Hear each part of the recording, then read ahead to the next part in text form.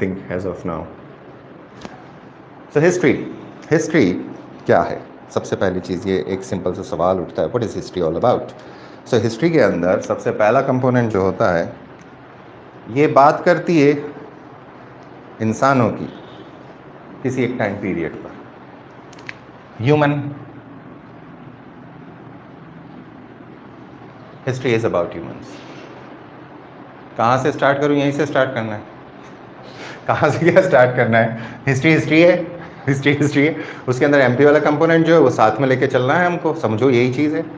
So humans किसी एक space में, स्पेस का मतलब है किसी एक टेरिटरी में,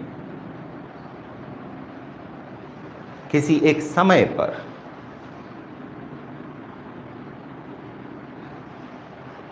कुछ भी समय हो सकता है, इतने साल पहले जब कुछ एक्टिविटीज कर रहे थे, इनको हम पढ़ते हैं। किस कंडीशन में रह के कर रहे थे, तो उनकी कंडीशंस भी हम पढ़ते हैं।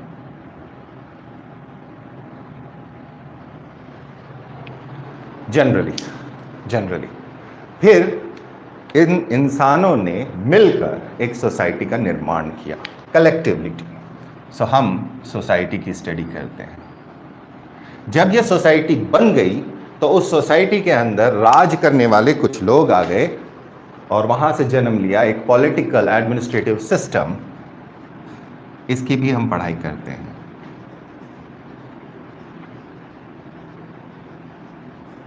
साथ ही साथ में जो ह्यूमंस थे, ये सर्वाइवल के बाद, अपनी सर्वाइवल एक्टिविटीज के बाद में दूसरी एक्टिविटीज करना चालू करते हैं इकोनॉमिकली।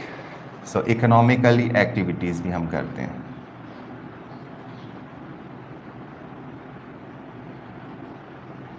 जब ये करना चालू हो जाता है, ये होना चालू हो जाता है, तो यहां सबसे बड़ा इंपॉर्टेंट पॉइंट बनता है कि क्या चीज कंटिन्यूटी में चलती रहती है। जो स्पेस है इसको हम बोलते हैं स्पेशियल डायमेंशन। जो टाइम है इसको हम बोलते हैं टेम्पोरल डायमेंशन। समय और स्थान पर कौन लोग उस जगह को ऑक्यूपाई कर रहे हैं, ऑक्यूपेंट्स, इनकी स्टडी, इनके अलग अलग एस्पेक्ट्स की स्टडी। वहीं पर ये लोग कुछ आर्कियोलॉजिकल एविडेंसेस छोड़ के जाते हैं। इन सब ने कहीं ना कहीं कोई ना कोई आर्कियोलॉजिकल एविडेंस छोड़ी होती है, in the form of evidence, forts, palaces, temples, etcetera. So that is architecture.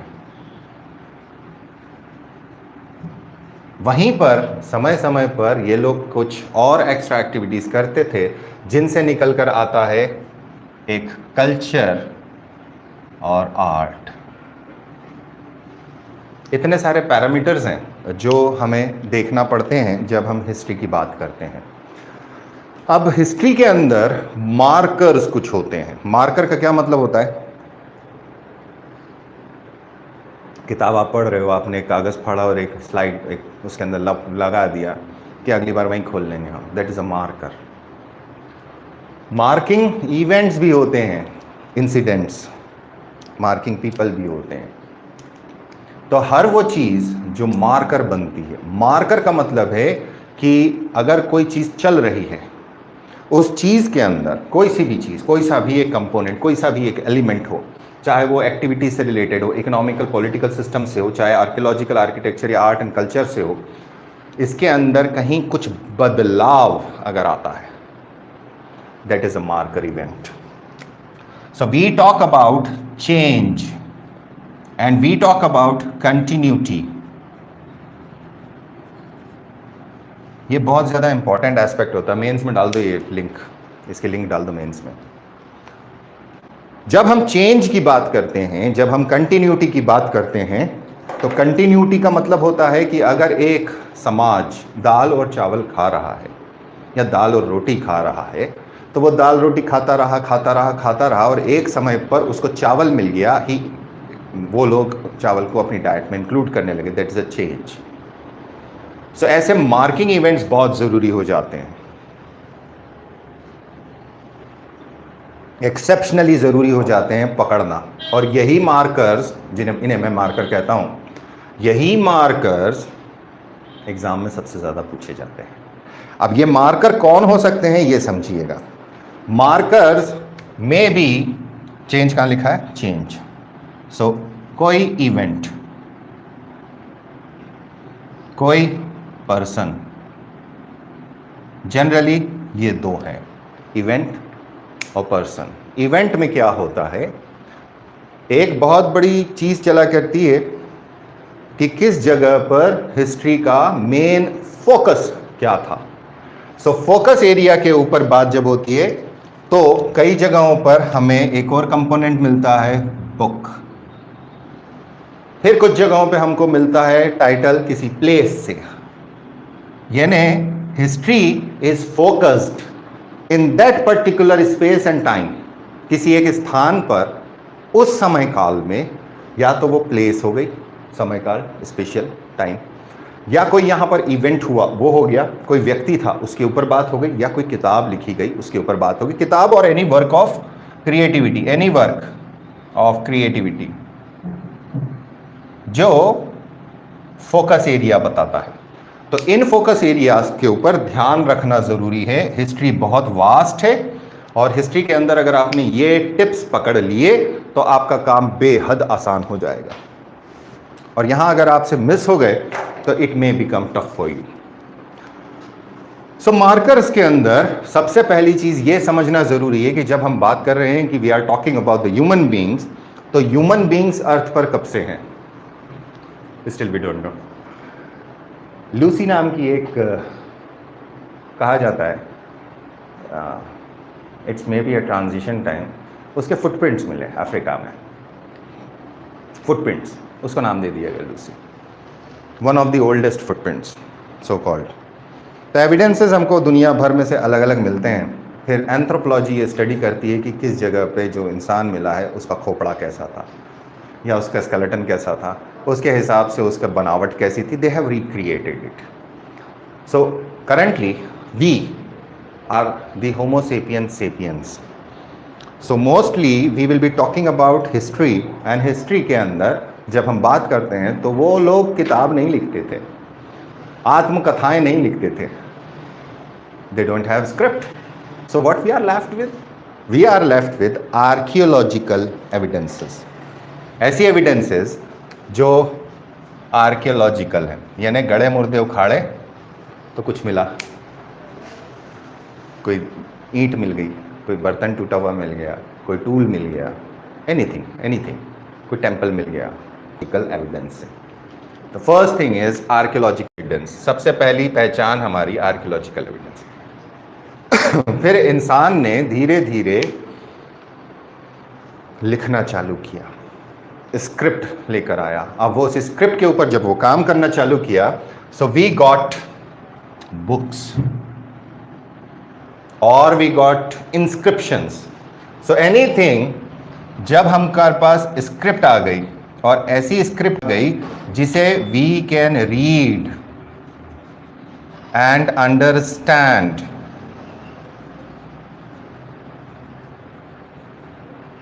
अब इस स्क्रिप्ट को लिख दिया, हमने पढ़ ली, हमें समझ में आ गया क्या लिखा हुआ है। ज़रूरी नहीं है कि हम सारी स्क्रिप्ट्स पढ़ लें। तो जब हम स्क्रिप्ट की बात करते हैं, जब हम स्क्रिप्ट वाले सिस्टम की बात करते हैं, तब हम कहते हैं कि दिस इज हिस्टोरिकल पीरियड। और जहां पर हमारे पास हिस्ट्री नहीं है बट हमारे पास आर्कियोलॉजिकल एविडेंस है और साइंस से हम ये प्रूव करते हैं कि ये काम इतने साल पहले का है, कार्बन टेस्टिंग एंड एटसेट्रा उन सब चीज़ों से, तब हम उसको कहते हैं। लेकिन वहाँ पे उस समय स्क्रिप्ट नहीं है, हमें स्क्रिप्ट का कोई एविडेंस नहीं मिलता है, तब हम इसको बोलते हैं प्री हिस्टोरिक पीरियड। सो जब ऐसी चीज़ आ जाती है तो हम उसे बोलते हैं प्री हिस्टोरिक, जहाँ पे स्क्रिप्ट नहीं है। तो हिस्टोरिक एंड प्री हिस्टोरिक दो हिस्सों में सिंपल तौर पे बांट दिया जाता है। लेकिन कई बार ऐसा होता है कि हमें स्क्रिप्ट तो मिल जाती है और हमारे लिए वो काला अक्षर भैंस बराबर होती है और हम उसे पढ़ नहीं पाते। तो जब हम उसको पढ़ नहीं पाते हैं तब it becomes proto historic. I hope यहाँ पे जो नए लोग बैठे हैं उनके लिए ये चीज़ क्लियर हो गई होगी, कंसेप्ट्स अभी तक के। यहाँ तक क्लियरिटी आ गई आपको, what we are going to study and where your focus should be. Simple है।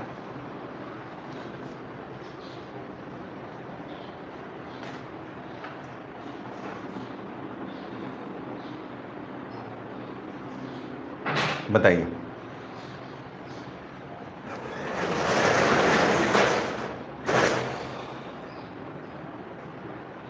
विश्वास को आ गई, बाकी लोगों को 6 लोग हो आप लोग, बाकी लोग तो आ नहीं रहे हैं। तो आज एक मैसेज करना पड़ेगा, 1 महीना हो गया, अगर डिसकंटिन्यू कर रहे हो तो leave the group, I have to tell them. हाँ तुम लोगों को तो आना ही है, अभी भी नहीं आएगा तो फिर मैं आ जाता हूँ भैया जबलपुर तुम्हें पढ़ाने के लिए दोनों को। हाँ बाकी लोग क्या बोल रहे हैं? तेजश्री, हाँ okay, Raghavendra okay, Ayesha okay.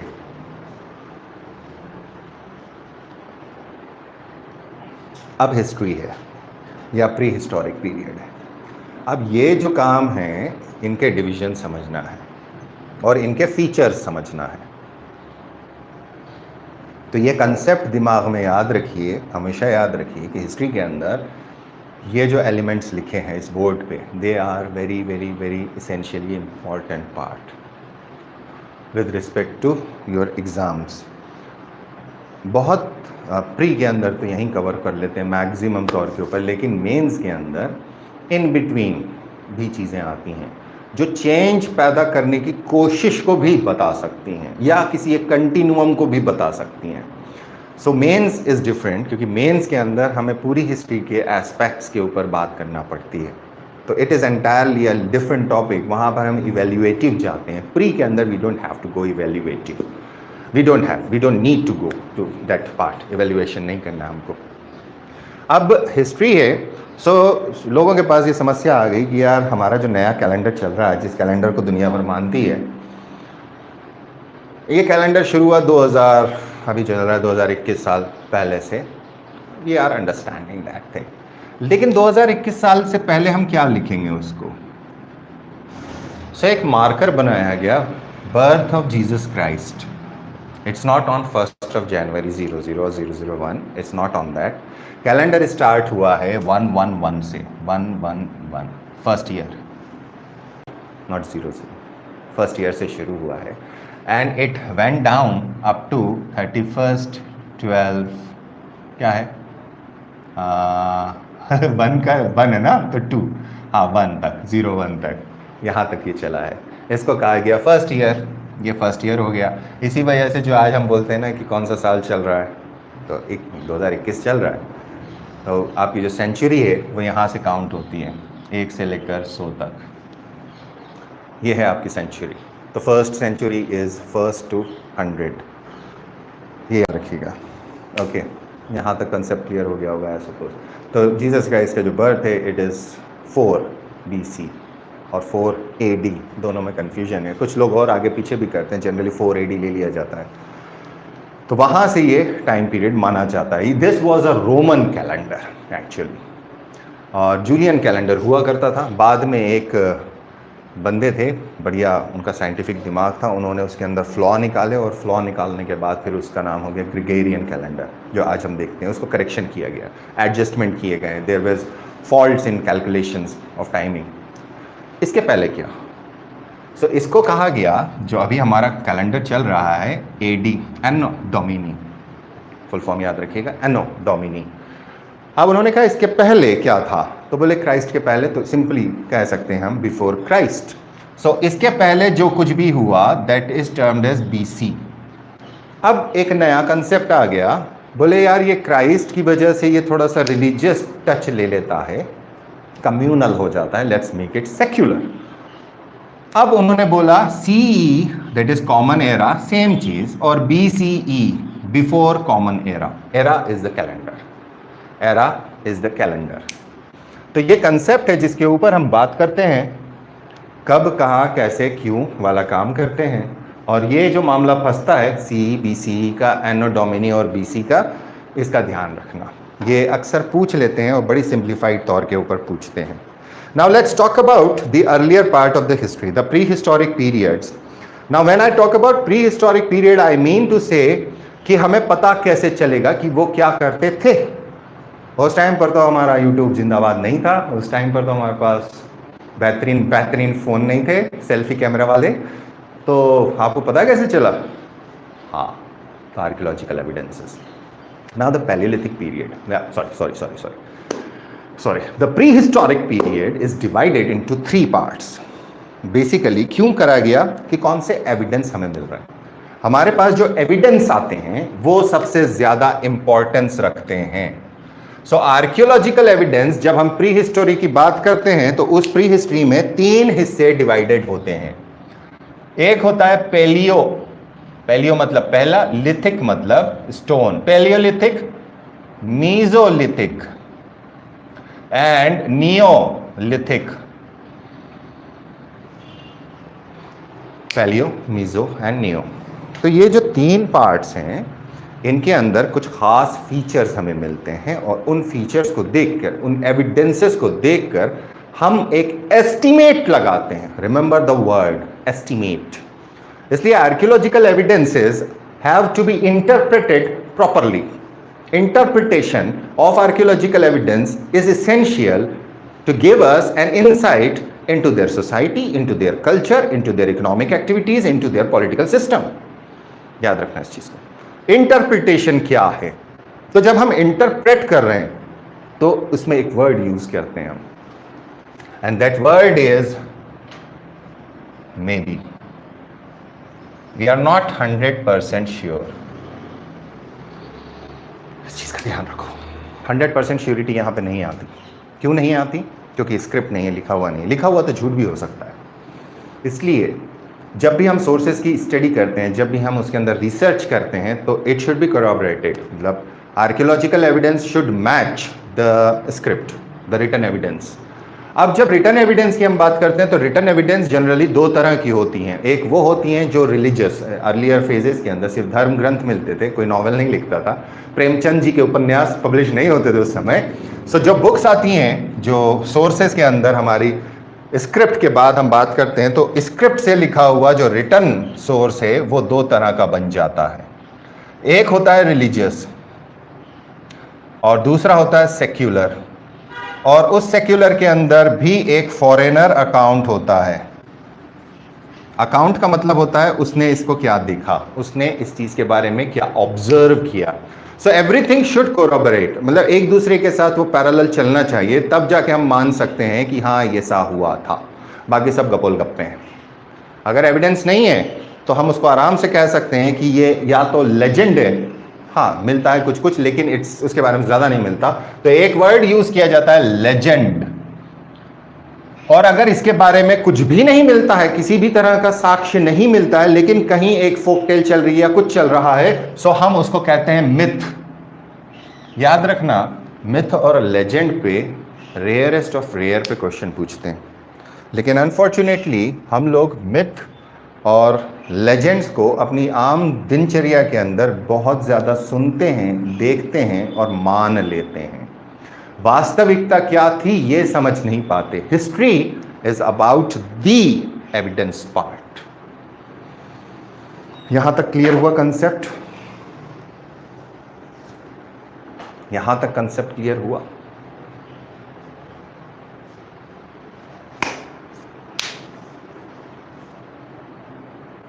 Any questions यहां तक? Any type of questions? Any questions?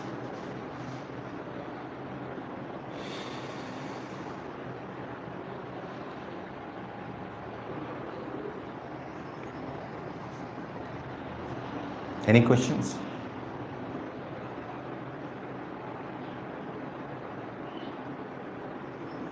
Any questions?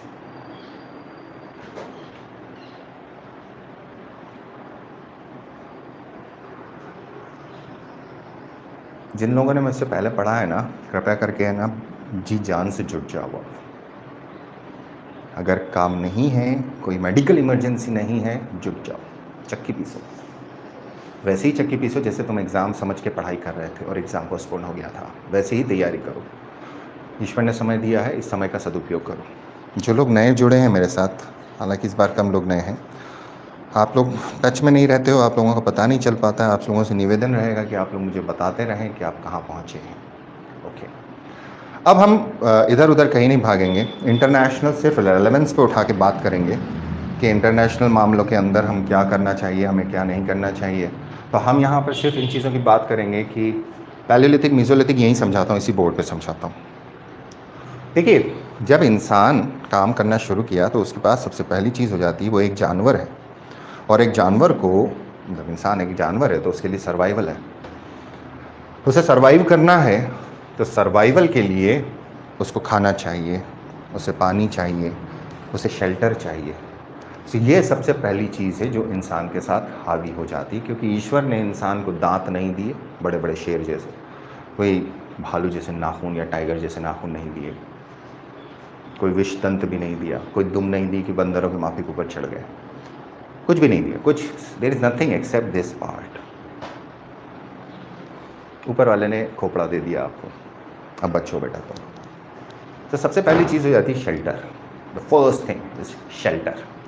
अब शेल्टर कहाँ मिलेगा तुमको, ये समझो। शेल्टर तुमको चाहिए, और शेल्टर तुम्हें मिलेगा पहाड़ों में, चट्टानों के बीच में, पेड़ के ऊपर। अब पेड़ के ऊपर तो हमारे पास एविडेंस आज नहीं मिलेगा, लेकिन अगर किसी जगह पर किसी चट्टानों के बीच में आप बैठ के बेहतरीन बारबेक्यू कर रहे थे, आस्तीन चढ़ा के कोयले के ऊपर रोस्टेड खा रहे थे, उसके एविडेंस आप छोड़ जाओगे, आप हड्डी छोड़ जाओगे, आप कोयला छोड़ जाओगे। ये एविडेंस है। क्या पता चला? यहाँ कोई रहता था। पहली चीज़ क्या? यहाँ कोई रहता था। दूसरी चीज़ क्या? ये लोग क्या खाते थे, है ना? तो ये वाली चीज़ का ध्यान रखिए। ये मिल गया। फिर उससे ये भी पता चलेगा कि ये भैया पकड़े थे, इसको पाले थे, या किसी कसाई से खरीद के लाए थे, या मारे थे। सो यहाँ एक्टिविटीज़ डिफाइन होती हैं कयास लगा के, मे बी वाला कंपोनेंट करके, जो यहाँ पे लिखा है। सो व्हाटएवर, अगर हम बात करेंगे पैलियोलिथिक की, तो इस पैलियोलिथिक पीरियड के अंदर सबसे पहली चीज आएगी एक टाइम पीरियड, और साथ ही साथ में आएगा एक स्पेस जहां उसके एविडेंस मिले। हम सिर्फ ये बोल सकते हैं यहां पर मिला है तो यहां रहते होंगे। हम ये नहीं बोल सकते कि ये पूरे मध्य प्रदेश में फैले हुए थे। वी कैन नॉट से। हमें जहां से एविडेंस मिलता है वही चीज को हम पिन पॉइंट कर सकते हैं। तो यहां पर हमको पुरानी सभ्यता के, नॉट सभ्यता, संस्कृतियों के, कल्चर्स के एविडेंस मिलना चालू होते हैं। ये जो कल्चरल एविडेंसेस हैं, ये एविडेंसेस बड़े भारी हो जाते हैं और ये याद करने में थोड़ी सी तकलीफ देते हैं। तो इसका आसान तरीका है, फीचर सबसे पहले पकड़े। फीचर कि इकोनॉमिक एक्टिविटी है ना, सर्वाइवल की एक्टिविटी क्या थी? तो सबसे पहली एक्टिविटी थी हंटिंग और गैदरिंग। आप शिकार करते थे, आप फल तोड़ते थे, आप कंदमूल नीचे से जमीन में से उखाड़ा के मूली, गाजर, शकरकंद खाते थे, मूंगफली खाते थे, एंड जो जानवर हाथ लग गया वो मार देते थे। How these people have defined explicitly कि this is paleo, this is meso, this is neo. कैसे? सो पैलियोलिथिक के अंदर जब इंसान का दिमाग इतना परिपक्व नहीं हुआ था तो वो बड़े पत्थर का इस्तेमाल करता था। बड़े पत्थरों से वो शिकार किया करता था। पत्थर और लकड़ी मिला हुआ होता था। कुल्हाड़ी बना ली, भाला बना लिया, तीर कमान बना लिया। लेकिन जैसे जैसे वो मीजोलिथिक में आता है उसके टूल्स का रेंज बढ़ जाता है, साइज छोटा हो जाता है, क्वालिटी सुधर जाती है। फायर के ऊपर काबू कर लेता है, फिर धीरे से वो पहिया नाम की चीज का इन्वेंशन कर लेता है, आग का इन्वेंशन कर लेता है। आग के ऊपर काबू कर लिया, अब वो जो मटका बना रहा है उसे वो पका भी लेता था। सो इस तरह से इवोल्यूशन कहा जाता है। इसके कुछ फीचर्स हैं। So I am giving you a homework, paleolithic, mesolithic और नियोलिथिक। पैलियोलिथिक, मीजोलिथिक और नियोलिथिक 3 कॉलम बनाएंगे। पहली चीज आपको डालना है, 3 कॉलम 2 बार बनेंगे, एक एमपी का बनेगा, एक इंडिया का बनेगा। ठीक है ना? इंडिया के अंदर कृपया करके इंडिया के बाउंड्रीज के बाहर चले जाना, क्योंकि पैलियोलिथिक, मीजोलिथिक और नियोलिथिक टाइम पीरियड के अंदर India does not existed.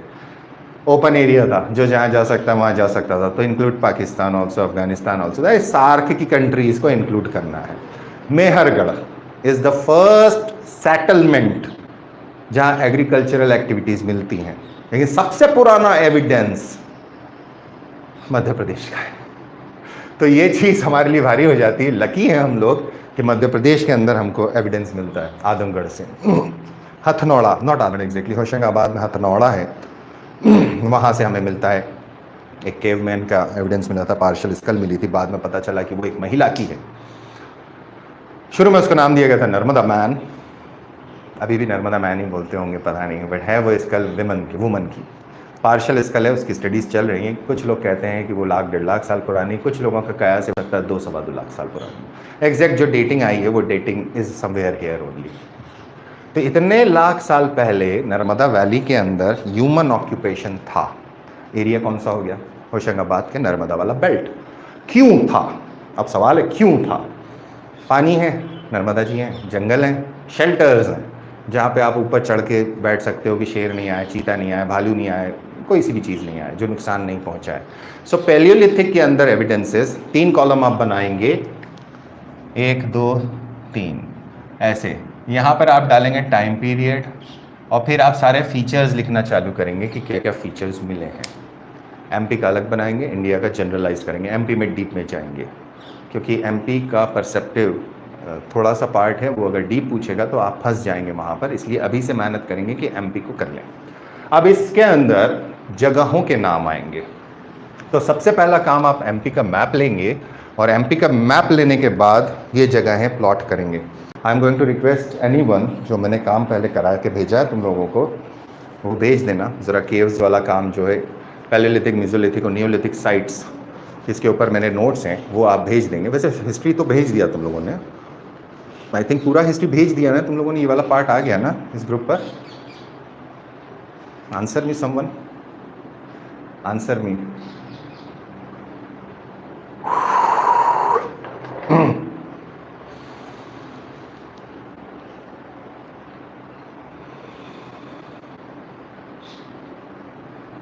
Please answer me anyone, क्या इस ग्रुप के ऊपर एंशिएंट हिस्ट्री के कंपोनेंट मेरे नोट्स आ गए हैं? भेज दो, भेज दो, पूरी हिस्ट्री भेज दो, कंप्लीट हिस्ट्री के मेरे जितने नोट्स हैं सब डाल दो आज, ठीक है? और जितने लोग 6 तारीख गई है, जो लोग नए जुड़े हैं उनकी अगर सेकेंड इंस्टॉलमेंट अभी तक नहीं दी है तो कृपया करके सेकेंड इंस्टॉलमेंट पे कर दें एडवांस में, थैंक यू के साथ। हाँ, पूरे नोट्स डाल देना हिस्ट्री के, हिस्ट्री का कोई भी नोट्स मत छोड़ना, ताकि सारे नोट्स आ जाएंगे तो एक साथ लोग देख लेंगे उसको। अब जो पैरामीटर्स हैं, इन पैरामीटर्स में वो कभी कभार सवाल पूछते हैं। Most ancient site in MP, again जो paleolithic, mesolithic, neolithic, chalcolithic, ancient history, medieval history से लेकर अर्ली मॉडर्न हिस्ट्री तक आती है, दैट इज भीमबेटका। क्यों इंपॉर्टेंट है? भीमबेटका के अंदर हमें आर्कियोलॉजिकल एविडेंस मिलते हैं और साथ ही साथ में एक एक्सप्रेशन मिलता है, and it's world UNESCO heritage site. इसके भी डाल दोगे? वर्ल्ड हेरिटेज साइट्स के जो 3 अलग नोट्स हैं ना, वो उसमें आए नहीं है कल तुम लोगों के पास। हाँ, भीमबेटका, सांची एंड खजुराहो, इसके भी डाल दोगे। सो अब जब हम इन चीज़ों की बात करते हैं तो हमारे पास एक टाइम पीरियड मिल जाता है, रफली अराउंड 40-50 हज़ार साल पहले से लेकर अभी तक की हिस्ट्री वहाँ पर गैलरी के तौर पर दर्शाई गई है। उन लोगों ने पेंटिंग कर दी दीवारों पे। तो क्या सिर्फ भीमबेटका में पेंटिंग हुई है? No sir, no ma'am. बहुत सारी जगह है मध्य प्रदेश के अंदर उसकी रिच प्री हिस्टोरिक ट्रेडिशंस के बारे में बताती है, ऐसे टाइम पीरियड के ऊपर जिस टाइम पर स्क्रिप्ट नहीं थी, लेकिन इंसान का दिमाग ख़तरनाक है, वो पेंटिंग करता था। तो बहुत सारी केव्स हैं जहाँ पर रॉक पेंटिंग्स मिलती हैं हमको, बहुत सारी केव्स हैं, और वो रॉक पेंटिंग्स ये बताती हैं कि यहाँ पर ऑक्यूपेशन था, ह्यूमन ऑक्यूपेशन। तो इसलिए प्लॉट करो। केव्स वाला भी भेजना, केव्स वाला कल दिखा नहीं मुझे, मेरे जो एक काम करना, फास्ट ट्रैक वाले जो नोट्स थे मेरे वो लंबे वाले, वो भेज देना। जो सबसे पहले मैंने भेजे थे उसमें केव्स वगैरह भी डाली हुई थी, केव्स डाल देना, या इसी के साथ आएगा, केव्स इसी के साथ भेजे थे मैंने, if I remember correctly. Bhimbetka के साथ केव्स आएगा, फिर हमारा अगला आएगा सांची वाला काम, मौर्यन पीरियड जब हम पढ़ेंगे तो। सो सेंड देम, तो केव्स आ जाएंगे आपके पास, तो यहाँ से आपको केव ड्वेलर्स के बारे में पता चलेगा। Now these cave dwellers have the first thing known as hunting and gathering. ये उनकी एक्टिविटी थी, where I have written some activity. Okay, where यहाँ एक्टिविटी लिखी। तो सबसे पहली एक्टिविटी थी हंटिंग एंड गैदरिंग की। बाद में ये हंटिंग एंड गैदरिंग से लेकर एनिमल हस्बेंड्री पे उतर गए। हंटिंग एंड गैदरिंग पूरी खत्म नहीं हुई, एनिमल हस्बेंड्री पर आ गए, और एनिमल हस्बेंड्री के बाद आते आते ये लोग सेटल हो गए और एग्रीकल्चर और अलाइड फील्ड्स में जुड़ गए। उसके बाद फिर साथ में इंडस्ट्रीज चालू हुई, ट्रेडिंग चालू हुई। सो प्राइमरी एक्टिविटी जो कोर में थी, सर्वाइवल के लिए थी। ये सारी चीज़ें सर्वाइवल के लिए। आज भी लोग फाइट क्यों कर रहे हैं? सर्वाइवल के लिए। So hunting gathering, animal husbandry and settlers. तो सबसे पहले सेटलर्स कौन से थे? मेहरगढ़ सिविलाइजेशन पाकिस्तान में है, जहाँ सबसे पहला एविडेंस मिलता है। लोग कहते हैं कि मेहरगढ़, पहले ये माना जाता था कि मेहरगढ़ कल्चर जो है वो हड़प्पा का ही एक पार्ट था, अर्लियर पार्ट था, बट अब नए एविडेंसेस आ रहे हैं, वो ये बोलते हैं कि हड़प्पन्स को प्रीसीड करता था और आइडेंटिकल अलग ही कल्चर था। उसी तरह से जिस तरह से सनौली खोदा गया जो हड़प्पा के पैरेलल है, लेकिन यहाँ पे चैरेट मिलता है, घोड़े मिलते हैं, जो घोड़े हमारे पास हड़प्पा मोहनजोदारो से गायब है, लेकिन यहाँ अवेलेबल है। तो ये पैरेलल था, वैसा नहीं है जैसा हड़प्पा का या आईबीसी का। पैरेलल कल्चर्स थे, डोमिनेंट नहीं थे, इंडिपेंडेंट थे एक दूसरे से।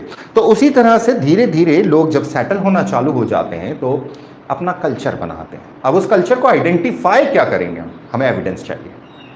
एविडेंस क्या मिलेगा? एविडेंस मिलेगा किसी ने पेंटिंग बना दी मोनालिसा की, है ना, वो एविडेंस है।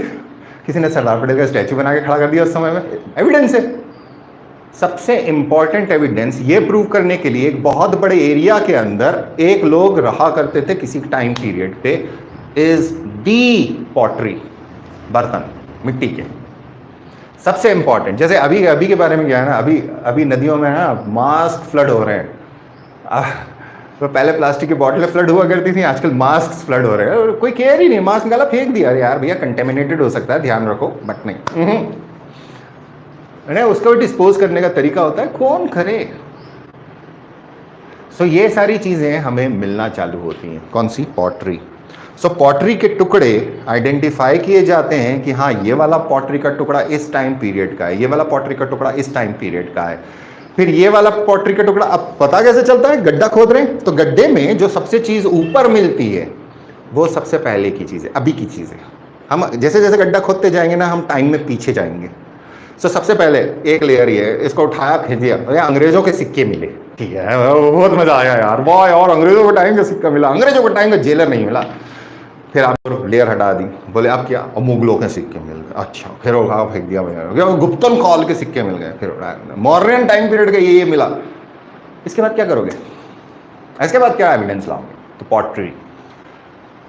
कई नाम आपको मिलेंगे, मेरे नोट्स में क्लेरिफाई है, PGW, NBPW, RW, GW, red ware, grey ware, इस तरह के नाम मिलेंगे आपको। तो ये आइडेंटिफाई करते हैं किसी एक स्पेस में, एरिया में, किसी एक टाइम पर कौन लोग ऑक्यूपेंट थे। और उन्होंने अपने आधार कार्ड पे लगे नहीं थे, अरे आधार मिल गया, नहीं। So we have to identify through the most common element. Most common element is the pottery. So pottery का ये वाला कंसेप्ट चालू हो जाता है यहाँ पे कि पॉटरी किस तरह की थी, पॉटरी का रंग कैसा था, अब रंग के बाद उसका शेप कैसा था, उसके अंदर किस तरह से डेकोरेशन होता है। 2 वर्ड आपको आज सिखा रहा हूं मैं, आप दोबारा मत पूछना। एक वर्ड होता है यूटिलिटेरियन, यूटिलिटेरियन। एक वर्ड होता है ऑर्नामेंटल। यूटिलिटेरियन का मतलब होता है काम चलाने योग्य, और वहीं पर ऑर्नामेंटलिस्ट का मतलब होता है जिसके अंदर डेकोरेशन आ गया, साज सजावट आ गई। इसका ध्यान रखिए। तो साज सज्जा या साज सजावट जहां होती है, इसका मतलब है तेरे पास फुर्सत बहुत थी भैया, पानी भरने को घड़ो तो बना ही लियो, अब बैठे बैठे उसके ऊपर कलाकारी भी कर रहे हो तुम, you have that time. That means कि तुम थोड़े से सेटल हो गए थे। अभी जैसे कोई क्रिएटिविटी नहीं चल रही दिमाग में, कुछ भी नहीं चल रहा, pressure pressure pressure pressure pressure. लेकिन फिर भी कुछ लोग काम कर रहे होंगे जिन्होंने इस चीज़ से अपने आप को दूर करा होगा। सो ये चीज़ें ध्यान रखना। तो पहला काम है आपका चार्ट बनाना। चार्ट बनाने के बाद मैंने शायद बना रखा है चार्ट, मेरे नोट्स में है, आई थिंक सो, बट उस लेवल का नहीं है, मज़ेदार नहीं है। आई विल डू समथिंग कभी जीवन में, ईश्वर ने मौका दिया तो फिर से बनाऊंगा नोट्स को। तो इससे तुम्हें क्या होगा, अगर तुमने ये चार्ट बना लिए अपने हिसाब से, अपने नोट्स कंप्लीट कर लिए कि कौन से एरिया में क्या मिलता था। मध्य प्रदेश है तो मध्य प्रदेश को 3 हिस्सों में, 4 हिस्सों में, 5 हिस्सों में डिवाइड कर सकते हो आराम से। East west north south central ऐसे करके बात कर सकते हो, या तुम डिवीजन वाइज बात कर सकते हो। वेस्टर्न के 2 डिवीजन ले लिए, ईस्टर्न के अंदर 3 डिवीजन ले लो, नॉर्थ के अंदर डिवीजन ले लो, साउथ में डिवीजन ले लो, सेंटर में डिवीजन ले लो, whatever you want to do you can do, कि यहाँ पे क्या मिलता था। अब जब ये साइट लिखो ना तो कोशिश करना वो साइट किस नदी किनारे है वो भी डाल दो। सवाल यही है। वो बोले कायथा कल्चर था, कायथा उज्जैन में है, एक जगह है, वहाँ से हमको एविडेंसेस मिलते हैं कल्चर के जो यूनिक है, वो मालवा कल्चर का एक्सटेंशन है। आहार कल्चर हुआ करता था राजस्थान को, इसका एक्सटेंशन आता था, लेकिन ये अपने आप में यूनिक है। कायथा कल्चर और मालवा कल्चर अपना ओरिजिनल है, एमपी का, यूनिक है। सो वो कायथा कल्चर के फीचर्स आपसे पूछ सकता है, मेंस प्री में दोनों में। वो आपसे पूछ सकता है कायथा नाम का स्थान कहाँ है।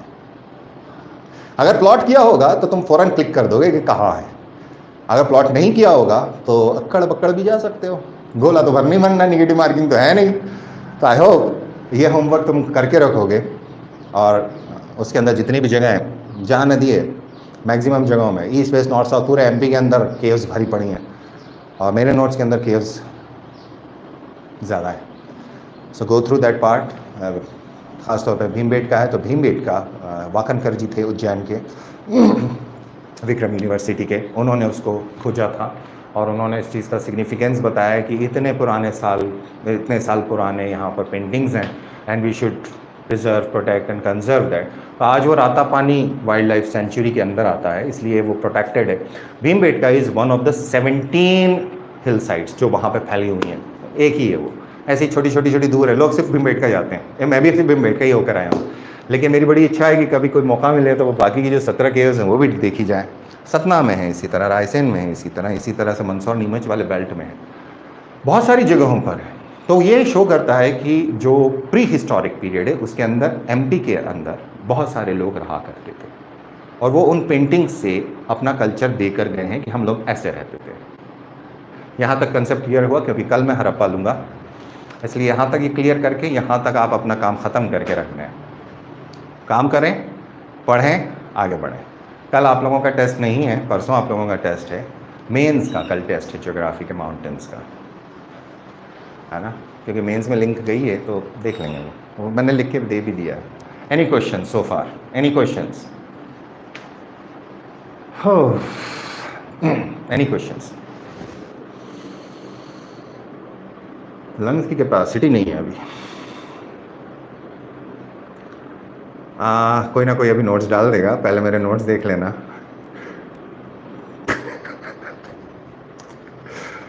कहीं से भी पढ़ सकते हो दोस्तों, लुसेंट एमपी से पढ़ सकते हो, एमपी की कोई से भी पार्ट से पढ़ सकते हो, इंडिया के अंदर पढ़ सकते हो, लेकिन उसके अंदर उतना डिटेल नहीं है जितना मैंने कवर कर रखा है। अभी भी मुझे इनकम्प्लीट लगता है एक्चुअली, क्योंकि मेरा टेंडेंसी वो है कि मेंस वाले लोग हैं। प्री तो क्या है, प्री तो प्लीज़ ओके। अभी नोट्स आ जाएंगे तुम्हारे पास, उसके अंदर देख लेना, समबडी विल बी शेयरिंग, है ना। बाकी जो बुक्स हैं आपके पास उससे पढ़ें। और कोई question? Any more questions?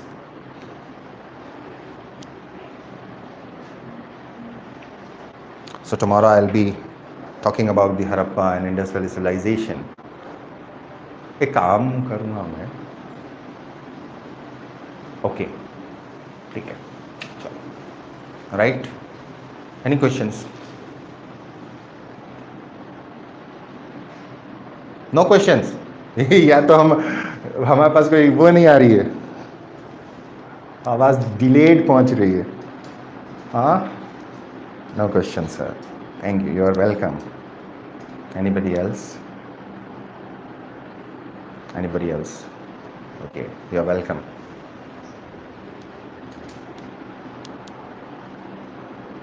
Anything? No question, you are welcome, you are welcome. Okay then, Stay safe and stay happy. Bye bye. You're welcome.